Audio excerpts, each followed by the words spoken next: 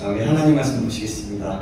요한복음 1장 14절 말씀과 요한계시록 5장 5절에서 6절 말씀 두 구절을 볼 건데요. 먼저 요한복음 1장 1절에서 14절 말씀 한번 보시겠습니다. 요한복음 1장 14절까지 말씀입니다.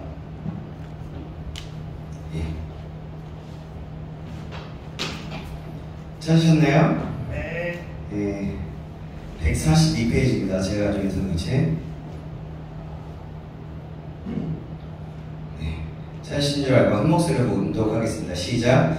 말씀이 육신이 되어 우리 가운데 아직 아니군요. 네, 다시 한번 쭉 기다릴게요. 14절. 네, 1장 14절입니다. 1장 14절. 한 목소리로 봉독합니다. 시작. 말씀이 육신이 되어 우리 가운데 거하시며 우리가 공경하니 아버지의 독생자의 영광이요 은혜와 진리가 충만하시더라. 아멘. 아멘. 또 계시록 5장 5절 6절 보시겠습니다. 요한계시록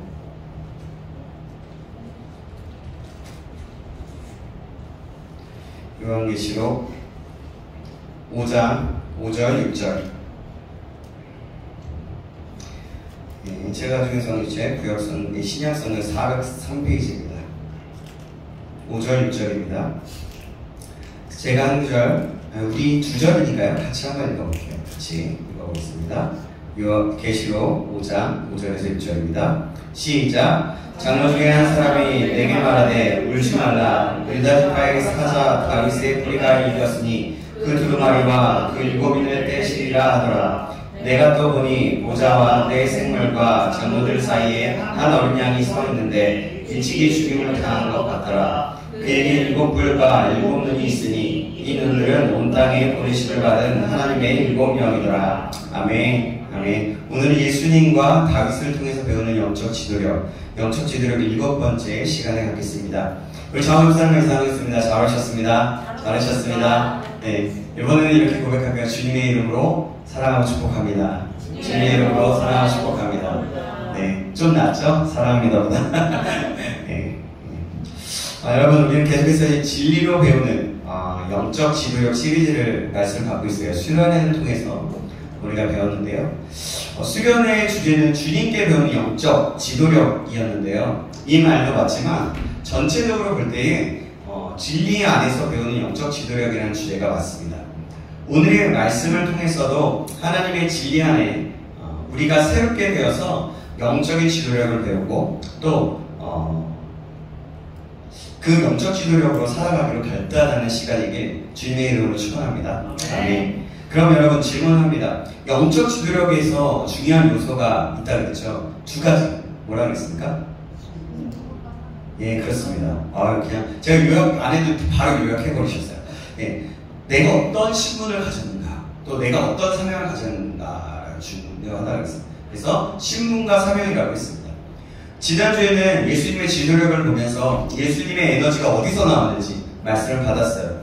지난주 또 수요 예배 때도 우리가 첫 번째 그 수련회 때 예배 수련회 때 말씀에 그 예수님의 어떻게 시작되었는지, 어떤 정체성으로 시작되었는지와 또 어떻게 에너지를 얻었는지 합쳐서 같이 엑기스를 가지고 수요 예배 때 한번 나눴습니다. 근데 지금 오늘 그 지난주 주일날 우리 청년부 예배에서도 어디서 왔는지, 예수님의 에너지가 어디서 왔는지 말씀을 받았어요. 그게 어디였어요? 뭐였습니까? 기억나십니까? 네. 하나님께 나아가는 것입니다. 하나님께 부르짖는 시간이었어요.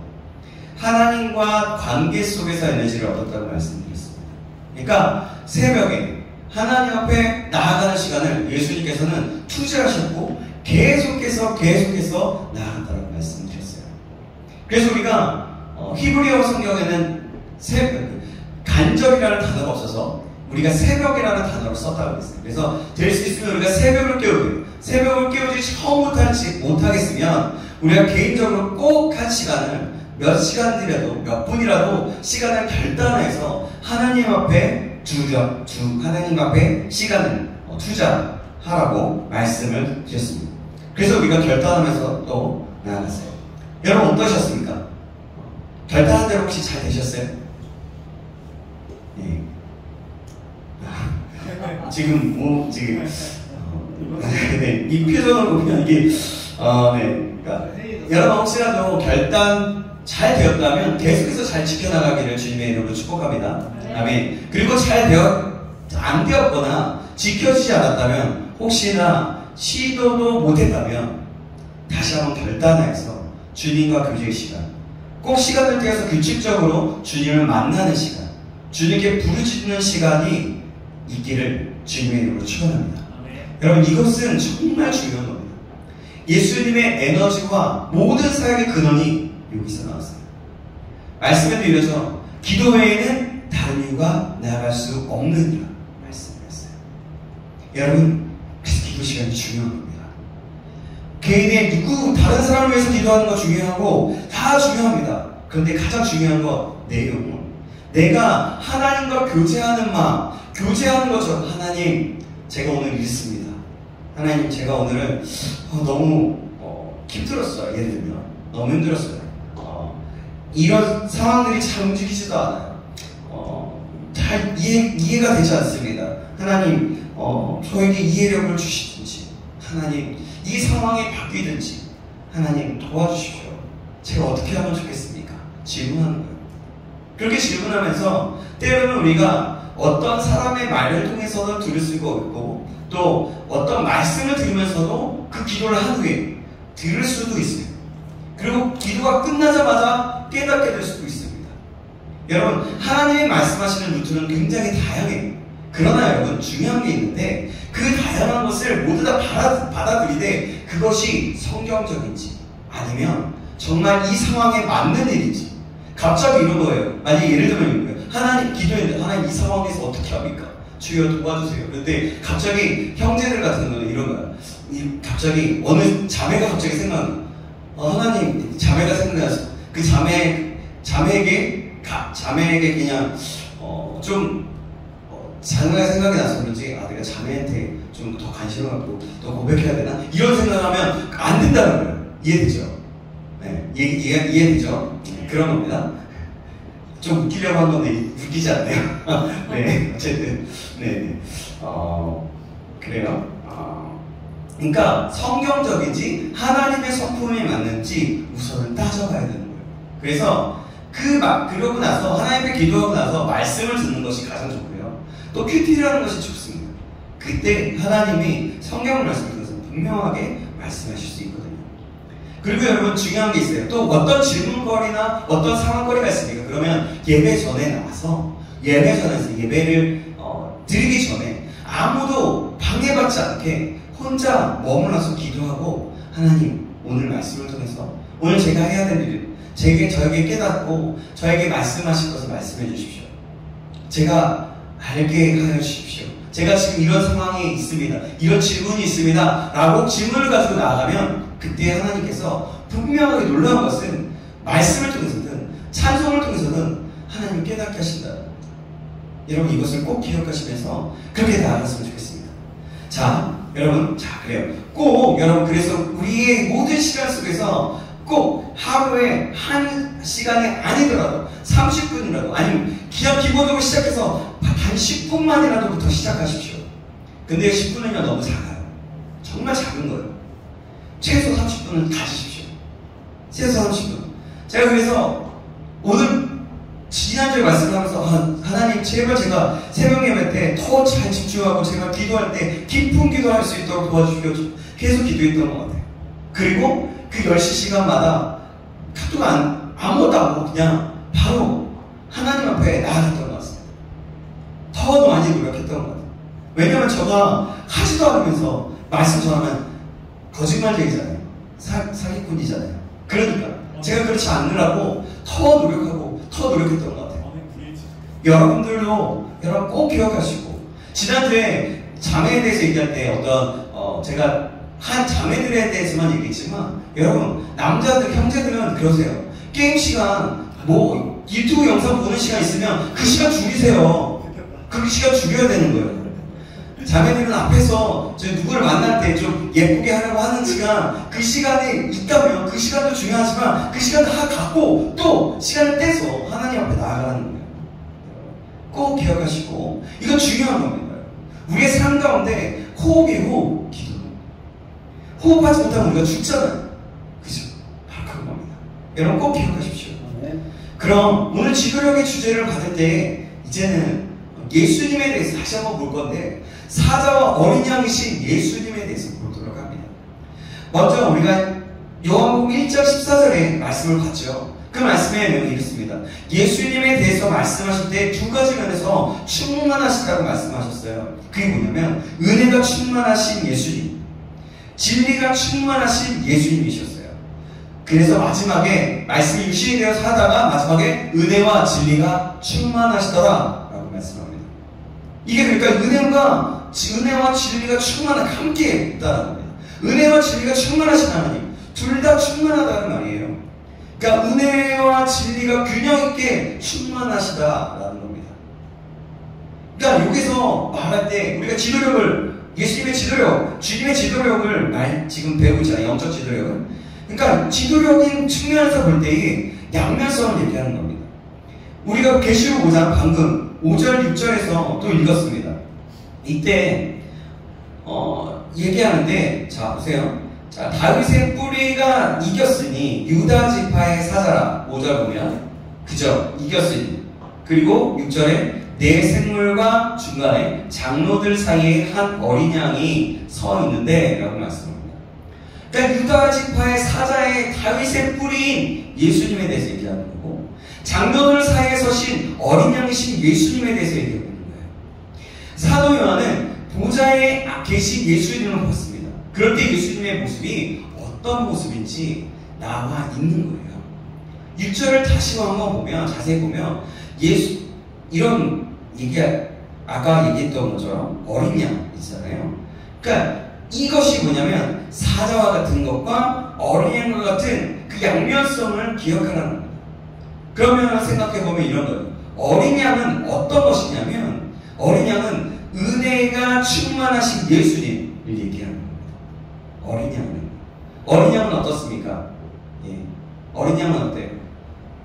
털이 깎이고 아무 말도 안 하고, 자기가 털이 깎일 때 아무 말도 안 하고 그냥 추고 가만히 있잖아요. 바로 그런 겁니다. 말하자면 이런 거예요. 종의 관계, 그러니까 섬김의 관계, 섬김의 태도에 관해서 그런 것들에 대해서 얘기할 수 있어요.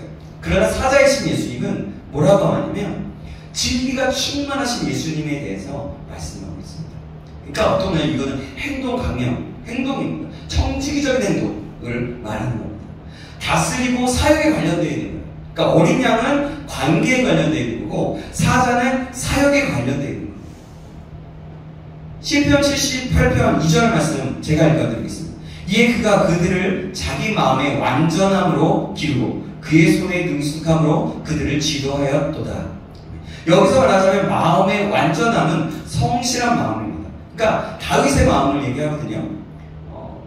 이 구절에 어린 양, 다윗과 같이 다윗과 예수님을 접목시켜서 연관시켜서 말씀드리고 있는 거예요. 그러니까 성실한 마음, 어린 양이신 예수님을 얘기하는 겁니다. 성실한 마음. 능숙한 손은 공교한 손을 뜻하는 것인데 이것이 사자이신 예수님. 훈련되어 있고 연단된 손. 그러니까 그런 훈련되어 있고 연단된 손을 가지고 하나님의 사역을 감당하는 것.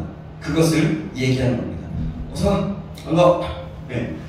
그래서 지도력 안에서 우리가 예수님의 어린 양이신 예수님처럼 우리가 있어야 된다는 겁니다. 태도를. 예수님이 어땠어요? 어린 양이신 예수님이 어땠습니까? 십자가에 못 박혀 죽으신 그 어린 양, 우리의 죄를 위해서 그랬죠. 그뿐만이 아니라 종으로서, 섬김으로써 나아갔어요. 자기 몸을 버리는 섬김으로써 그렇게 하나님과 관계를 회복시키는 그런 존재로서 계셨습니다. 이런 태도를 얘기하는 겁니다. 지도력과 리더십을 얘기할 때 이런 태도가 굉장히 중요한 겁니다. 그래서 굉장히 관계 속에서 뭘 할 때 겸손함으로 나아가려고 노력하는 지도자들이 있는 겁니다. 저도 그렇게 겸손함으로 나아가려고 엄청나게 노력은 하는 것 같아요. 그러나 잘 안 될 때도 있죠. 하지만 그렇게 가는 겁니다. 또 지도력 안에 있을 때 행동에 있어서는 아까도 말씀드린 사자의 예수님, 그러니까 아까 다스리는 거예요. 사역 속에서 청지기적으로 내가 하나님께 받은 것으로 내가 할 수 있는 것을 최선을 다해서 행동으로 옮기는 것입니다. 그래서 섬김의 지도력과 다스림에 대한 균형이 있어야 되는 거예요. 사역적이면 사역이 일어날 때 때로는 단호하기도 하고 때로는 사람들과의 관계가 무너질 수도 있다고 하더라도 하나님과 관련되어 있는 사역이기 때문에 그것들을 감당하는 거예요. 그리고 섬김에 대해서는 바로 사람들과 관계, 교제 속에서 더 겸손하게 섬김으로, 사랑함으로 나아가는 관계를 얘기하는 겁니다. 이것은 섬김은 결국엔 태도이고, 아까 얘기했지만 사역은 청지기죠. 행동 강령을 얘기하는 겁니다.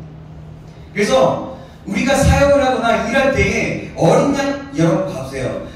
사역을 하고 일할 때 어린 양과 같고 사람과의 관계 속에서 사자 같은 태도를 보이면 안 되는 거예요. 봐봐요. 일은 사역은 그냥 어떻게 되든 상관이 없어요. 시간이 지나건 무르르든 아무런 상관이 없어요. 그렇다면 그렇고 또 관계 속에서는 칼이야. 너 안 돼. 너 왜 이래? 맞을래? 막 이런다고 생각해보세요. 실제적으로 그렇지 않죠. 예를 들어요.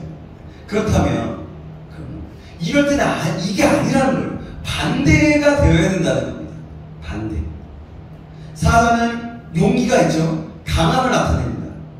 어린 양은 어떻습니까?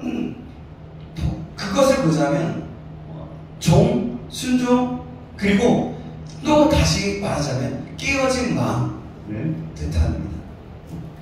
어떤 지도력이, 그래서 어떤 지도력을 가느냐에 따라서 일과 사람이 따라오기 마련인 거예요. 일보다 사람이 중요하다는 것이 아니라 둘 다 중요하다는 겁니다.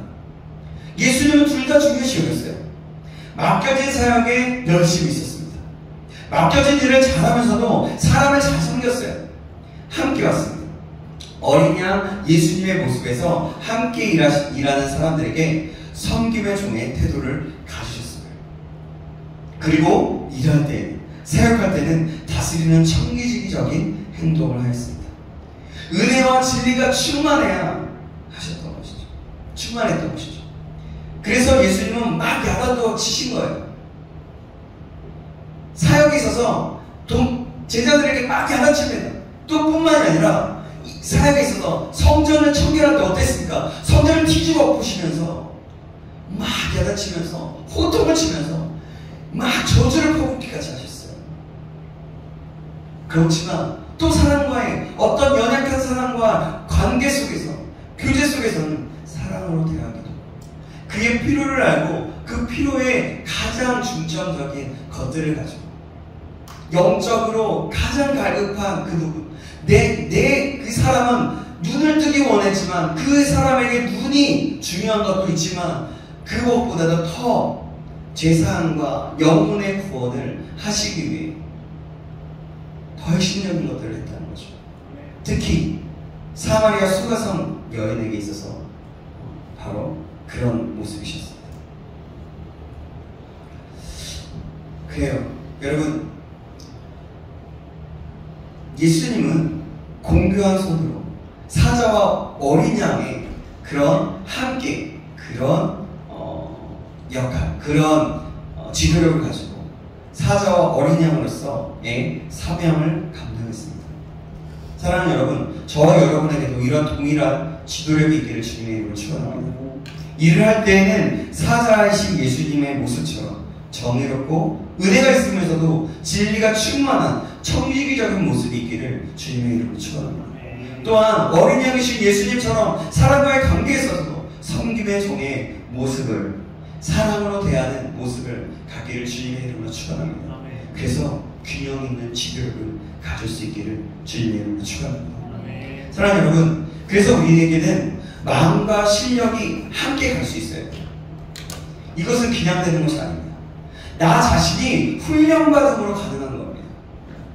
은혜를 받는 것도 중요하고 진리로 배워가는 것도 중요합니다. 두 가지가 다 필요하다는 겁니다. 이런 지도력을 샘플로 다윗을 말할 수 있어요. 어디까지 얼만큼 할 수 있을지 모르겠어요. 그러나 여러분 오늘 시간을 보면서 지금 몇 분 지났나요? 네, 시간을 보면서 우리 같이 우리가 10분에 시작했으니까 어쨌든 찬양 거의 한 20분 30분 어쨌든 제가 한 20분 했다고 치고 가겠습니다. 자, 그래 여러분 어쨌든 다시 한번 정리할게요. 우리에게는 마음과 실력이 함께 있어야 된다는 겁니다. 사람을 섬길 때 그리고 일을 할 때 정확하고 또 때로는 칼이기도 한 정말 그런 모습이 필요하다는 거죠. 자, 다윗은요 마음의 성실함과 공교한 손으로 자신에게 맡겨진 일을 잘 감당했어요. 하나님 앞에서 최선을 다해서 맡겨진 일을 감당했다는 것입니다. 우리로 말하자면 교회에서 또 회사에서 또 학교에서 또한 집에서 내가 있는 그곳에서 맡겨진 일을 최선을 다해서 감당했다는 말입니다. 열왕기 상하에서 북과 남이스라엘에서 하나님께서 왕들을 소개할 때 이렇게 소개합니다. 뭐냐면 좋은 왕을 다윗으로 소개했어요. 그리고 나쁜 왕을 여로보암으로 표현했습니다. 지도력의 모델은 바로 다윗입니다. 다윗의 지도력을 본받고 보아야 하는 것입니다. 여러분 사무엘상 16장부터 시작해서 사무엘 하 마지막까지 그의 지도력이 나타나요. 때로는 실패도 하고 때로는 정말 죄를 짓기도 하고 너무나 많은 일들이 있어요. 그러나 여러분 이 말씀이 여러분 나중에 사무엘상 16절에서 사무엘상하를 한번 쭉 훑어보세요. 그래서 다윗의 일대기가 나오거든요. 사무엘부터 시작해서 선지자 사무엘부터 시작해서 다 한번 읽어보세요. 그게 역사서이기 때문에 좀 더 우리가 쉽게 이해할 수 있습니다. 지금은 조금 다시 한번 살펴보려고 하는데요. 먼저 사도행전 13장 22절 말씀부터 함께 보겠습니다. 사도행전 13장 22절 말씀입니다. 사도행전 13장 22절입니다. 찾으셨나요? 네. 자, 같이 한번 우리 한 목소리로 읽어 보시겠습니다. 자, 시작. 패하시고 다윗을 왕으로 세우고 증언하여 이르시되 내가 이새의 아들 다윗을 만나니 내 마음에 맞는 사람이라 내 뜻을 다 이루리라 하시더니 아멘. 다윗은요 성경에 이렇게 말씀하고 있어요. 사도행전에 그것도 내 마음에 맞는 사람이다. 개역 한글판에서 읽어보면요 내 마음에 합한 사람이다 라고 말씀하셨어요. 저는 이 표현을 더 좋아해요. 내 마음에 맞는 사람. 개역 개정의 표현도 좋아하고 여러 가지 좋아하지만 이 표현이 더 좋은 것 같아요. 사랑하는 여러분, 하나님이 보실 때 내 마음에 맞는 사람이다, 합한 사람이라고 할 때 그 사람을 통해서 내 뜻을 이루겠다고 말씀하고 있어요. 사랑하는 여러분, 다윗을 볼 때 내 마음에 맞는 사람이다, 내 마음에 합한 사람이다라고 말씀하고 있습니다. 저와 여러분이 하나님 앞에 이런 소리를 듣기를 간절히 소망합니다. 이건 정말 놀라운 거예요.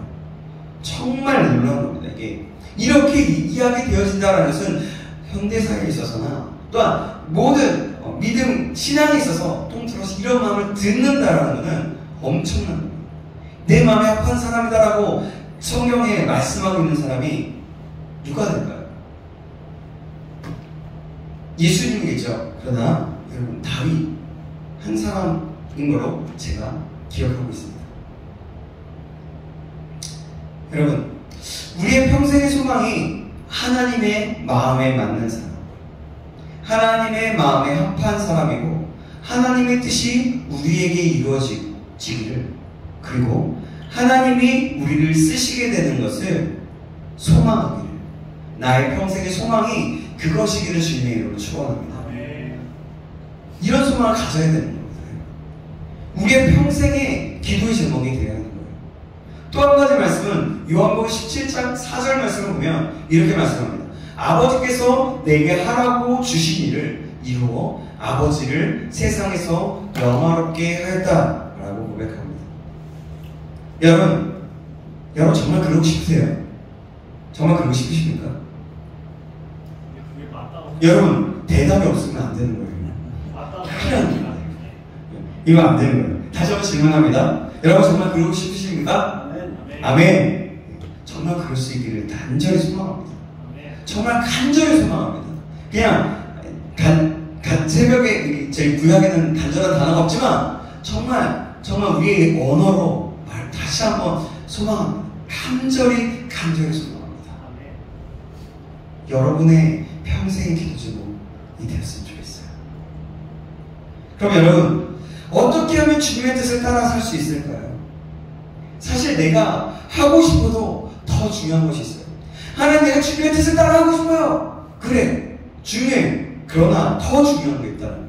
그게 뭐냐면 하나님의 뜻이 더 중요한 거예요. 뭐냐면 하나님이 원하셔야, 하나님이 시키셔야, 그것이 하나님의 뜻이어야 되는 겁니다.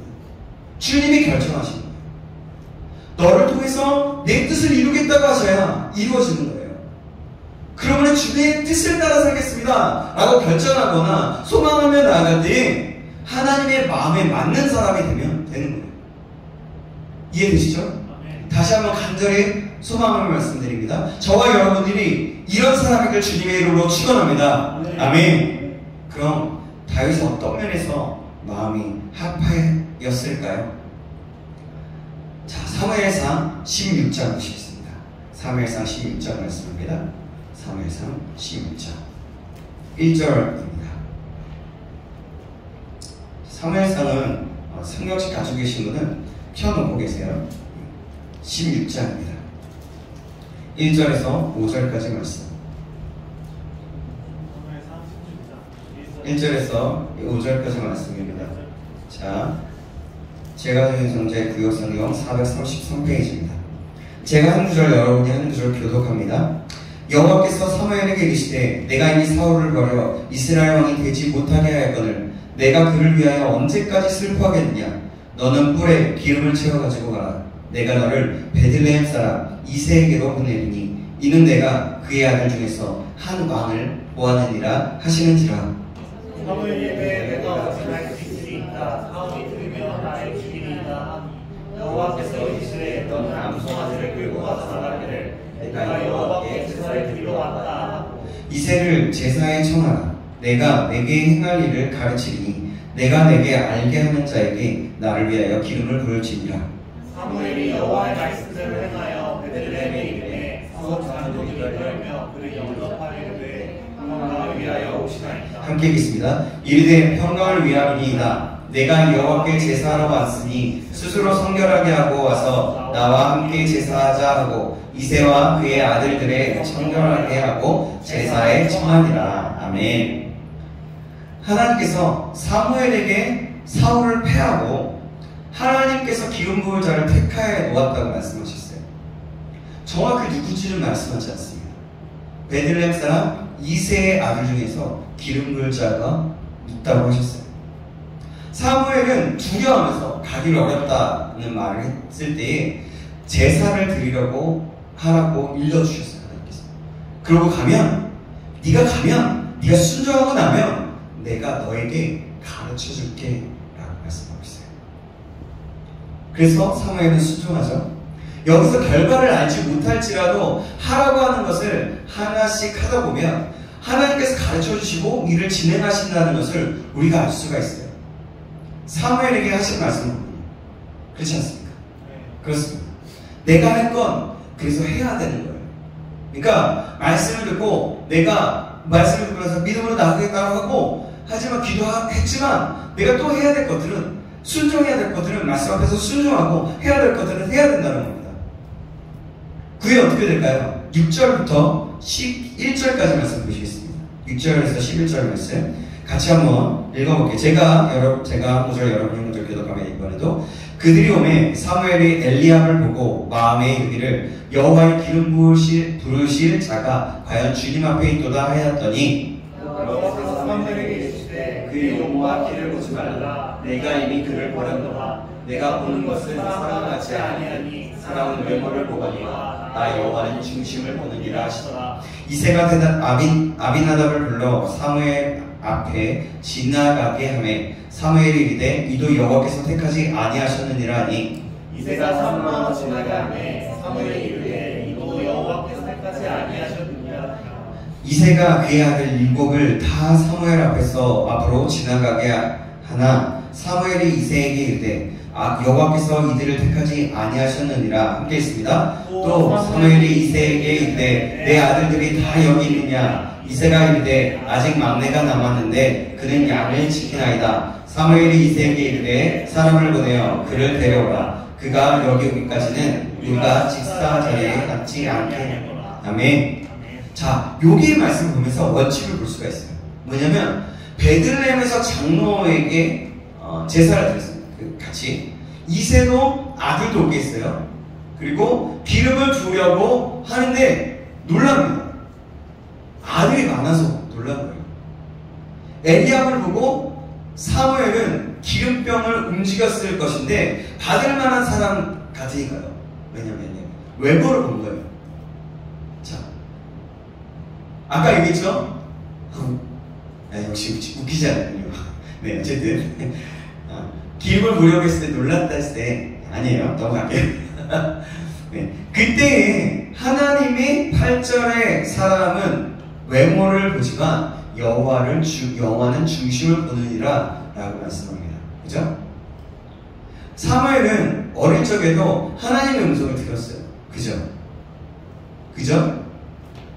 엘리 제사장 밑에 있을 때 어렸을 때 갑자기 하나님의 음성이 들려져서 그게 엘리가 부른 줄 알았는데 나중에 엘리에게 또 깨닫게 하셔서 그가 많이 어두웠지만 그때라도 깨닫게 하셔서 주님 내가 여기 있나이다 해보라고 했을 때 그렇게 주님의 음성, 하나님의 음성을 듣게 됩니다. 그런데 어렸을 때부터 그렇게 하나님의 음성을 들었던 그런 사무엘인데요, 그런 사람조차도 사람 보는 눈이 없었던 거예요.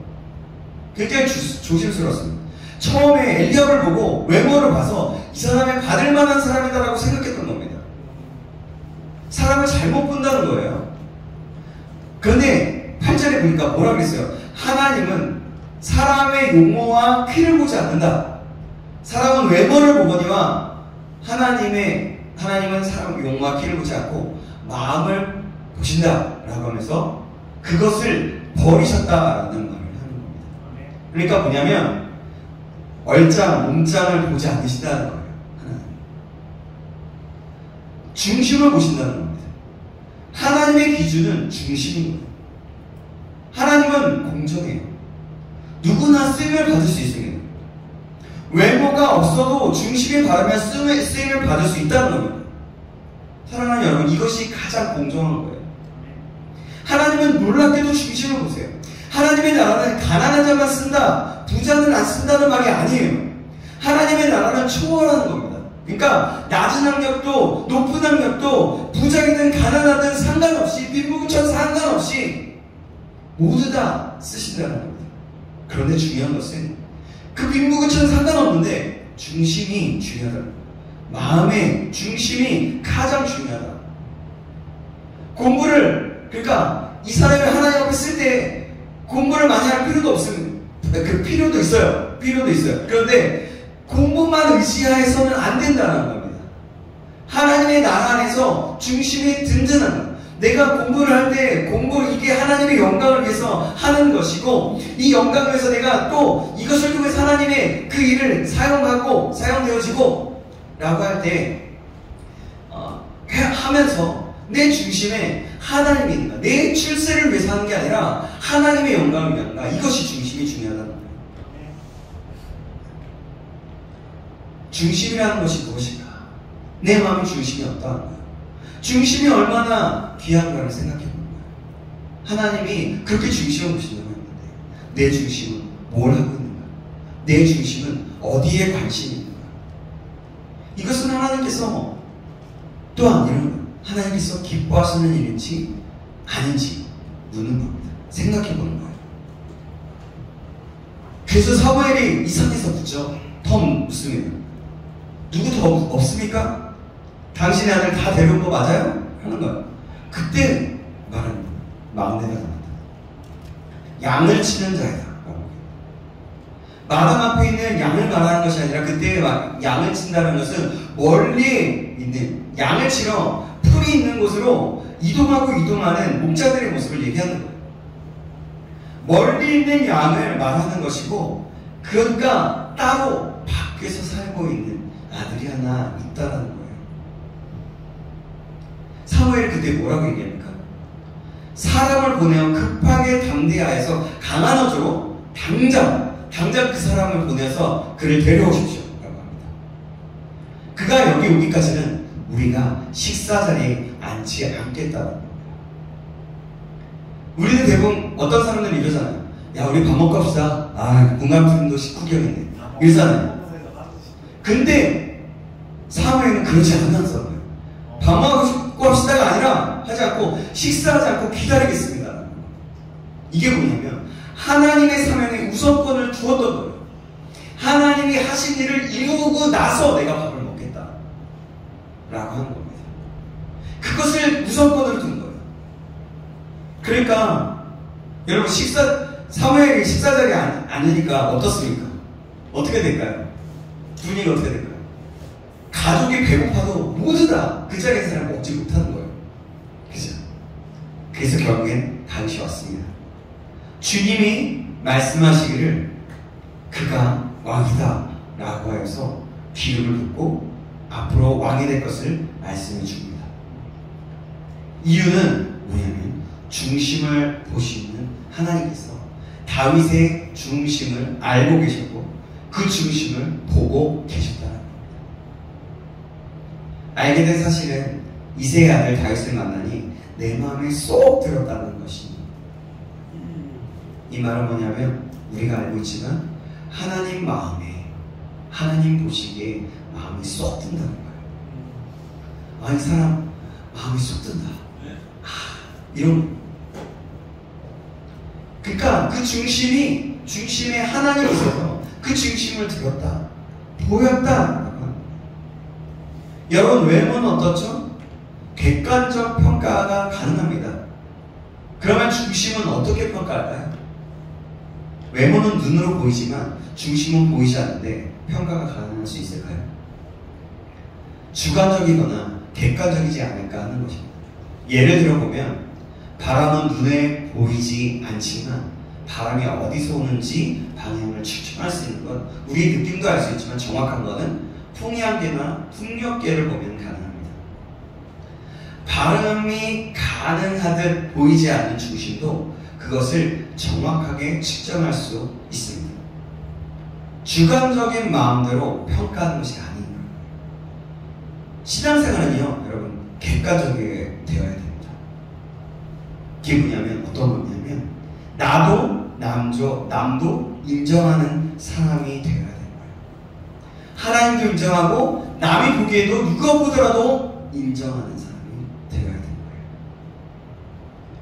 거예요. 여러분, 성에 충만한 사람이 있는데 삶은 개판이고 행동은 개차반입니다. 교회의 모습과 교회에서의 모습과 집에서의 모습과 내가 살아가고 있는 직장이나 학교 등 내가 살아가고 있는 곳에서 행동과 모습이 다른 거예요.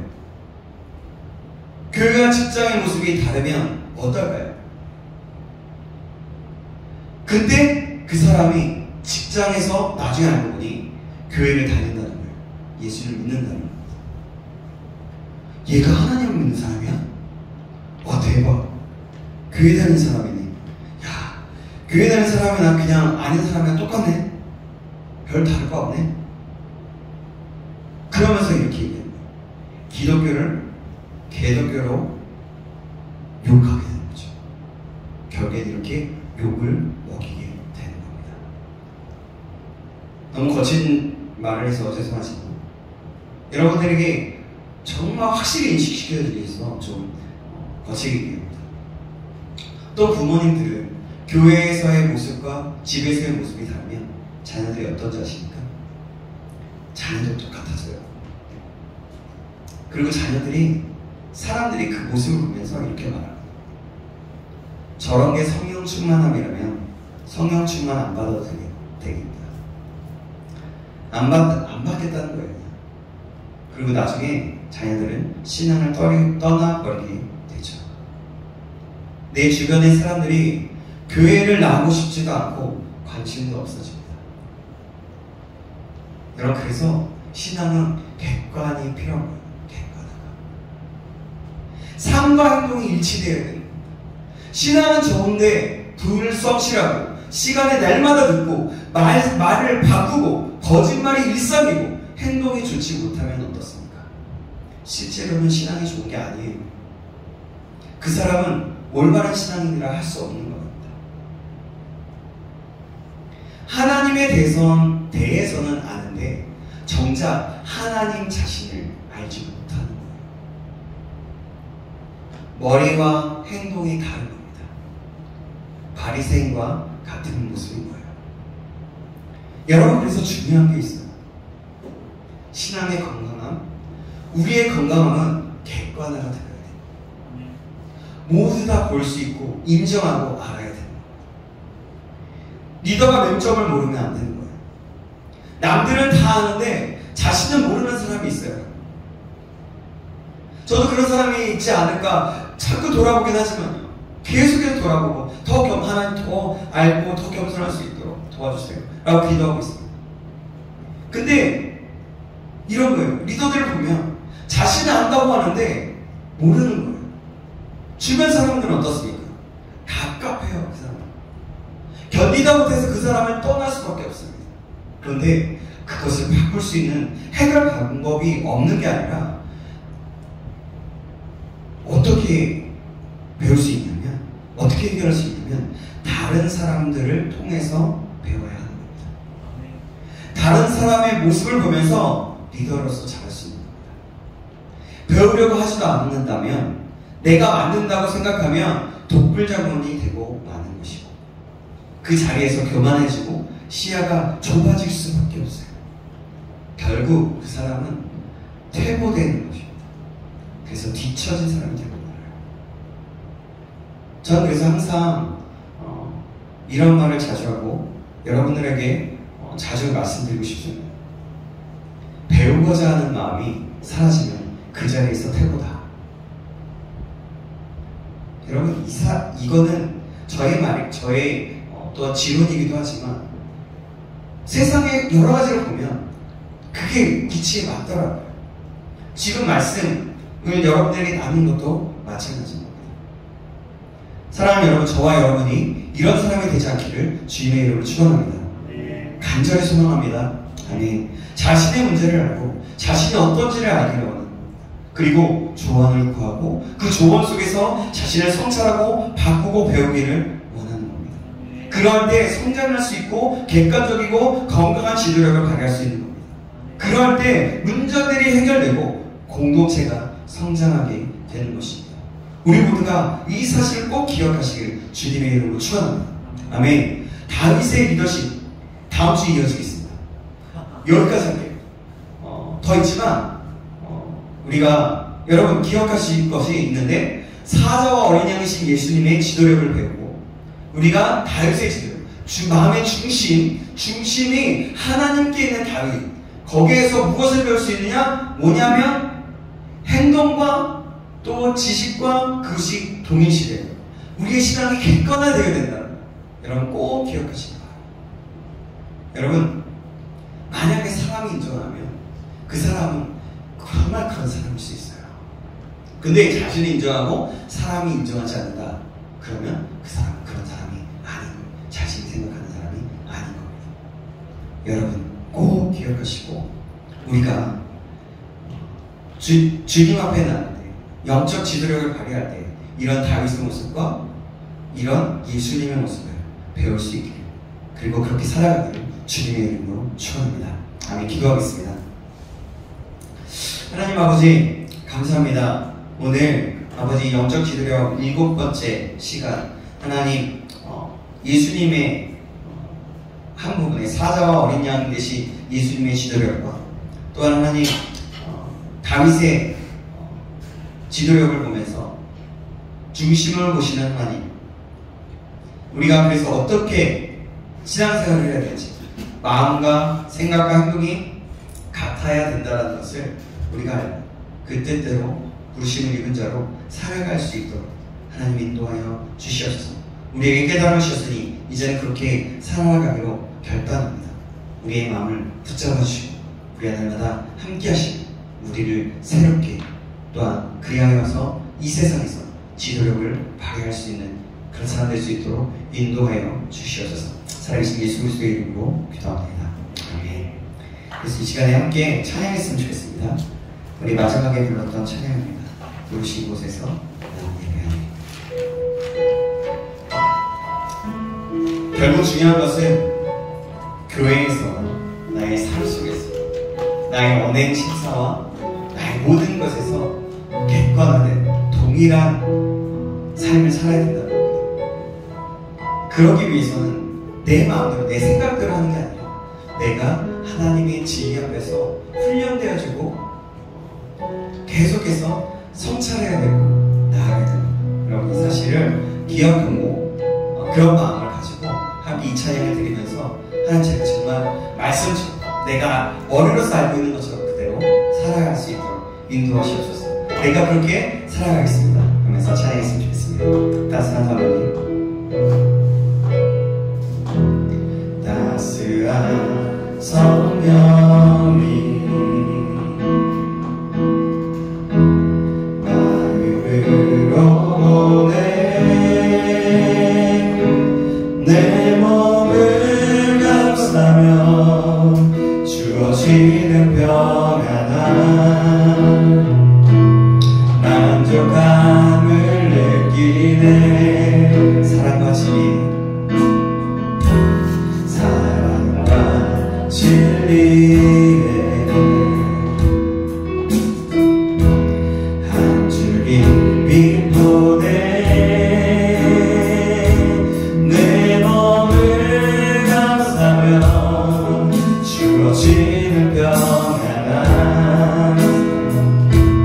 그 사랑을 느낀 부르신 곳에서, 부르신 곳에서 난 예배하네. 어떤 상황에도 나는 예배하네. 부르신 곳에서 난 예배하네. 어떤 상황에도 나는 예배하네. 부르신 곳에서, 부르신 곳에서 예배하네. 어떤 상황에도 나는 예배한 마음으로 살아가기를 합니다. 부르신 곳에서 나는 예배하네. 어떤 상황에도 나는 예배하네. 내가 걸어갈 때 길이 되고, 내가 걸어갈 때 길이 되고, 살아갈 때 삶이 되는 그곳에서 예배하네. 내가 걸어갈 때 길이 되고, 살아갈 때 삶이 되는 그곳에서 예배하네. 다시 한번 내가 걸어갈 때, 내가 걸어갈 때 길이 되고, 살아갈 때 삶이 되는 그곳에서 예배하네. 내가 걸어갈 때 길이 되고, 살아갈 때 삶이 되는 그곳에서 예배하네.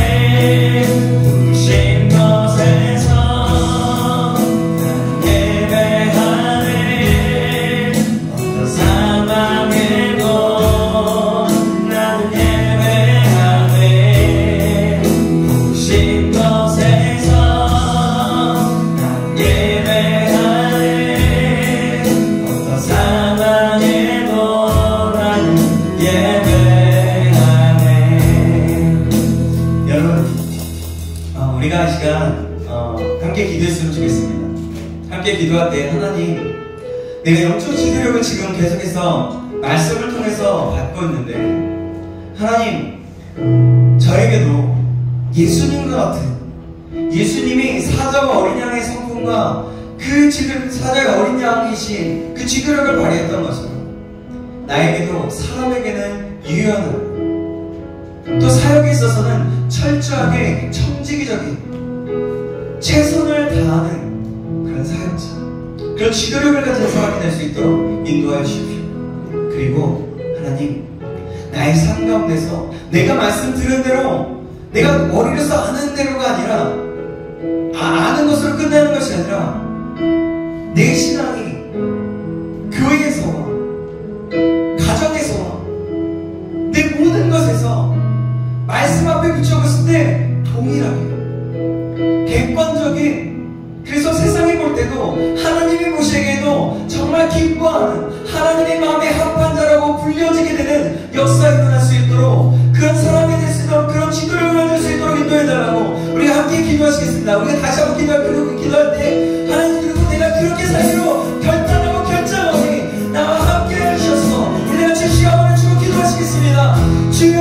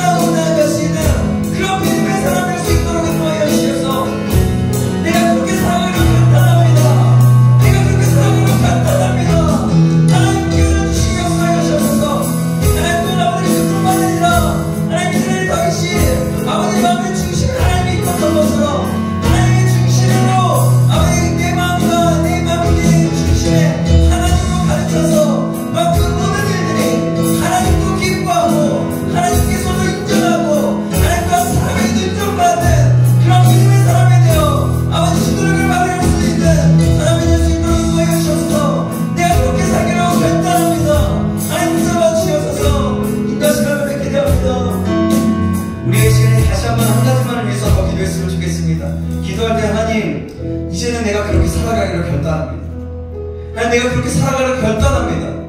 하나님, 그러한 나에게 힘을 주시고 성령의 충만함, 은혜를 주시옵소서. 내가 날마다 하나님과 함께 동행함으로 내가 그 일을 감당할 수 있는 자에게 도와주시옵소서.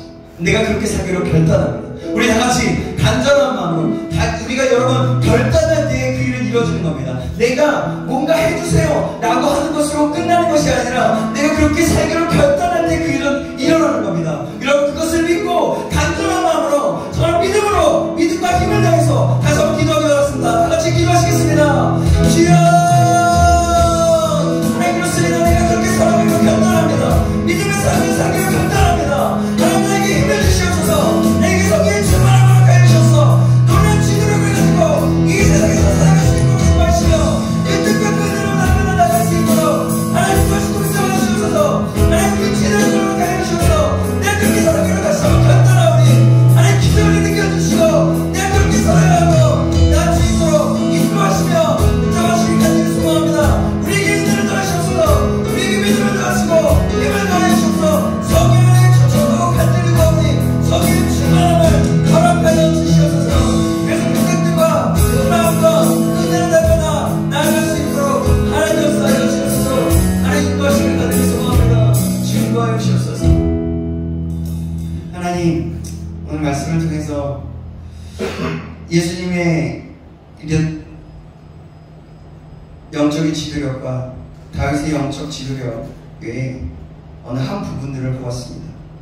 하나님, 우리가 이 말씀을 기억함으로 우리가 결단했던 것처럼, 우리가 기도했던 것처럼 놀라운 영적 지도력을 가진 자, 그래서 영적 지도력을 다른 사람에게 이 세상에 살아갈 때에 끼칠 수 있는, 영향력을 끼치고 나갈 수 있는 우리 모두가 될 수 있도록 하나님이 역사하여 주시옵소서. 그러기 위해서 성령이 필요하니 성령 하나님 충만하게 역사하셔서 그 일들을 잘 감당할 수 있도록 하나님 함께하여 주옵소서. 하나님 다시 한번 내가 그렇게 살기로 결단합니다. 나와 함께하여 주옵소서. 사랑하신 예수님의 이름으로 기도합니다. 아멘.